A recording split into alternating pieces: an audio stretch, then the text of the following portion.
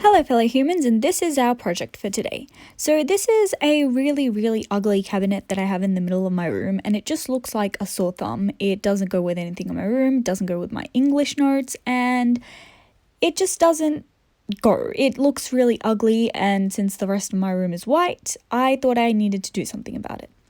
So I decided to paint it black, and we got this wall paint a while ago while we were painting one of the walls in our house, and we had a ton left over, so I thought I was just going to use this paint to paint this ugly thing black. So this is the cabinet right now, and as you can see, it's pretty ugly, and these are my English notes on it. So this is the before.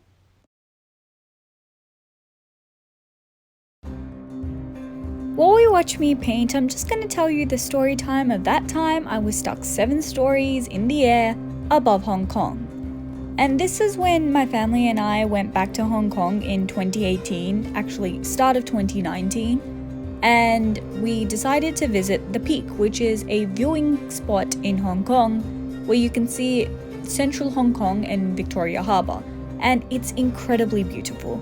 But we decided to go there, and we were intending to have a lot of fun, but what ensued may be considered fun, but also a little bit scary. To get to the viewing point, you first have to go through a shopping complex known as the Peak Tower, and this is a mall with 7 stories according to Google. I can't fact check that. And since we were just trying to go up, we were just going up escalator after escalator.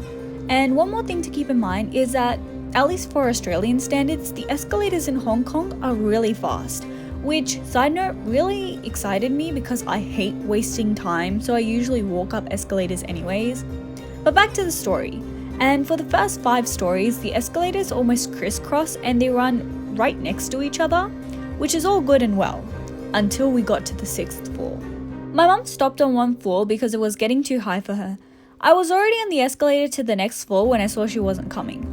I turned around to try and talk her into coming up, but she refused and told me to go on. But now, there was a problem. I was stuck on the next floor, my dad was long gone, and my mum was stuck on the floor below me, unable to come up because of her acrophobia.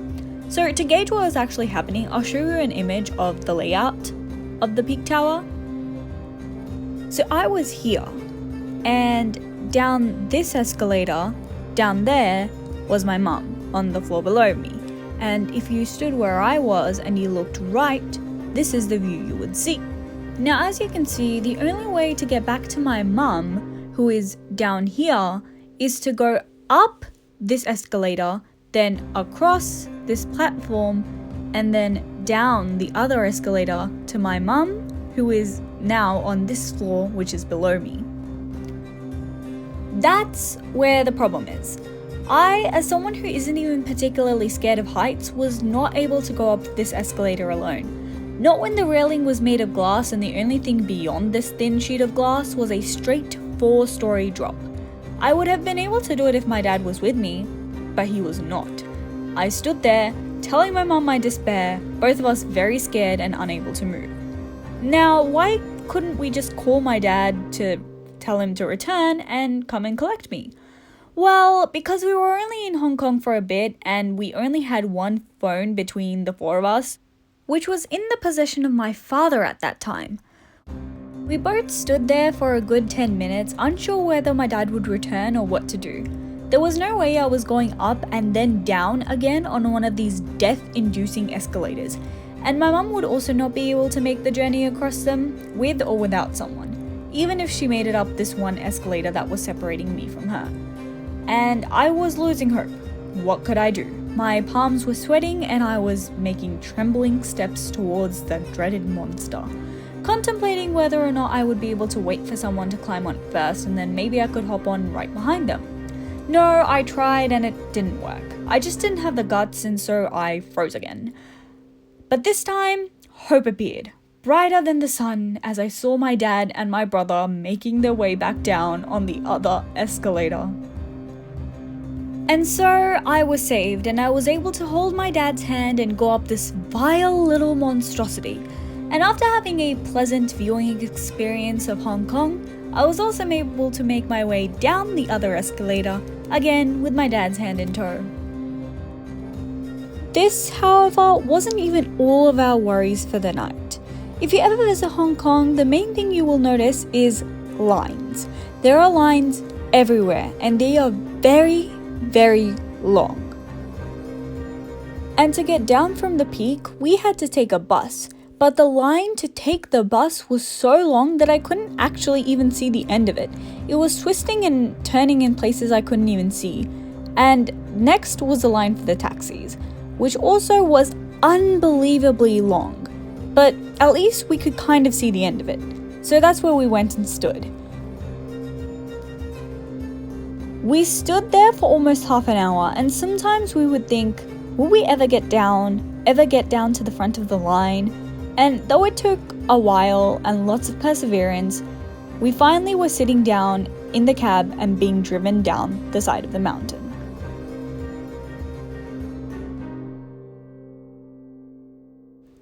I think that it's very important to look back at these memories because in the moment they may have seemed dreadfully scary and it didn't seem there was even an inkling of happiness or joy. But now looking back, I can laugh at them and have fun. And sometimes it's the things in life that may seem terrible or the scary things which end up being the most memorable events. And I want to recount on them and just relive my life in a different light than before.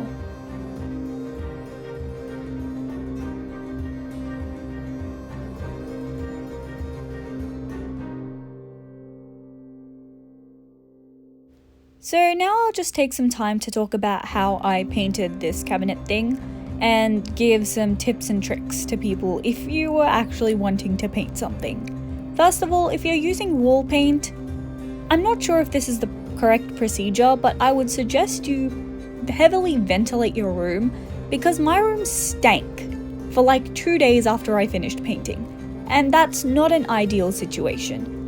Or even better, I think it would be better if you would be able to move furniture or whatever you're painting outside so that you can let it dry outside and then bring it in, and you also don't have to worry about damaging anything around the furniture.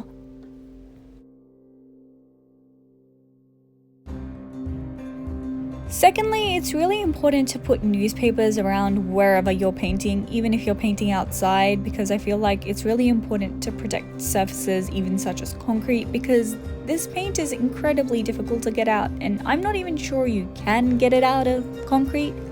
And also because I don't particularly want any grass to be damaged by toxic paint. For me, it took 2 days to paint. On the first day, I went through with one coat and I didn't let it dry and I just went straight over with a second coat. But on the second day, I waited for it to dry overnight and I went in with a third coat, and that actually really helped. So this is the before and after 1 day and 2 days, and it looks much better in 2 days. And I just want to say thank you for watching.